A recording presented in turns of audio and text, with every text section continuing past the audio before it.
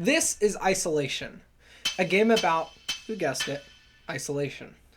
In this video, I'm going to show you the past month of progress I made on this game, as well as some tips that I've learned that may apply to your game dev journey. So without further ado, let's get right into it. In this game, you play as an exoplanetary cave explorer who is trying to get back to Earth. You don't know what is in these caves exactly, you just know that you need to explore to get resources so that you can get back to Earth somehow. The design of this game focuses on four main principles: isolation, astromegalophobia, exploration, and resource management. Isolation. Isolation is an interesting feeling, to say the least. I'm conveying this through environment design as well as sound design. Notice how the sounds have a lot of reverb. This makes the environment feel empty and lonely. The other way I convey this feeling is through environment design. Notice how big this cave is. You can't even see the roof. This again makes the world feel hollow and empty, conveying an isolating feeling. 2. Astromegalophobia. Now, I recently discovered that I have slight astromegalophobia, and if you don't know what that is, astromegalophobia is the fear of large bodies in space.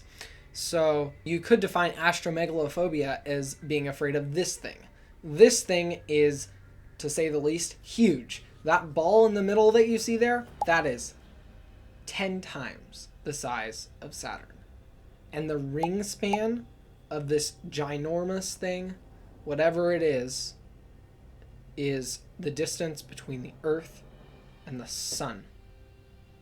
For some reason, this really creeps me out. I don't know why, and that's why it's interesting, and that's why I've chosen to try to add giant planets. Now, it's hard to draw giant planets in pixel art. I did have to scale up the pixel art, which is kind of a no-no, but I did it and it looks fine. Tell me what you think in the comments. 3. Exploration. Resources scattered around the caves make the player want to explore. Now, I haven't really done a lot of level design yet, so this isn't very fleshed out yet, but it will be sometime in the future when I get that done.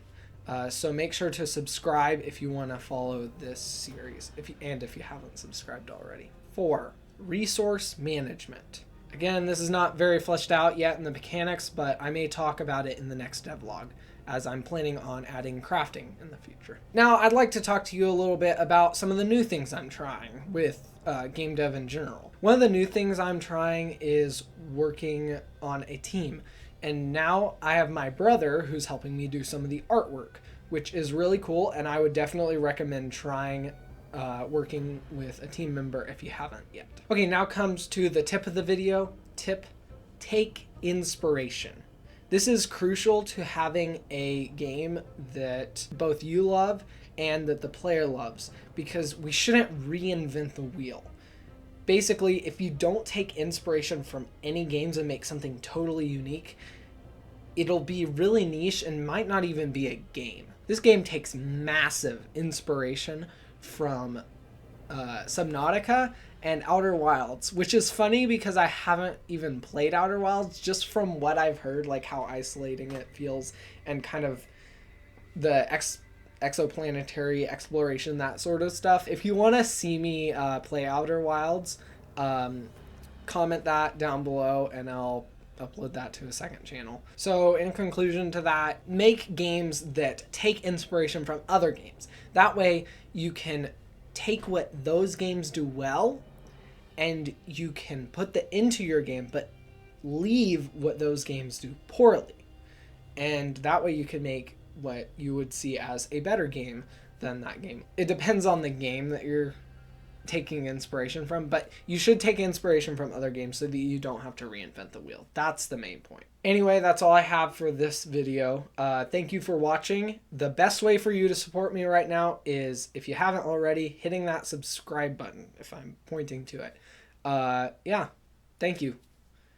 See you in the next devlog. Ciao.